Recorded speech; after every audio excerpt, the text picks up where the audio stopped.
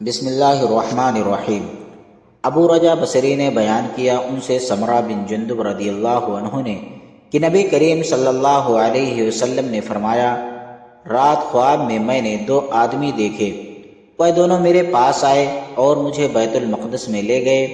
پھر ہم سب وہاں سے چلے یہاں تک کہ ہم ایک خون کی نہر پر آئے۔ وہاں نہر کے کنارے ایک شخص کھڑا ہوا تھا اور نہر کے بیچ میں بھی ایک شخص کھڑا ہوا تھا۔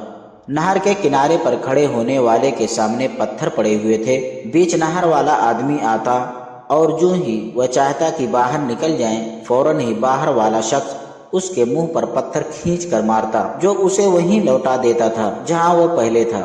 اسی طرح جب بھی وہ نکلنا چاہتا، کنارے پر کھڑا ہوا شخص اس کے منہ پر پتھر کھینچ کر مارتا اور وہ جہاں تھا وہیں پھر لوٹ جاتا۔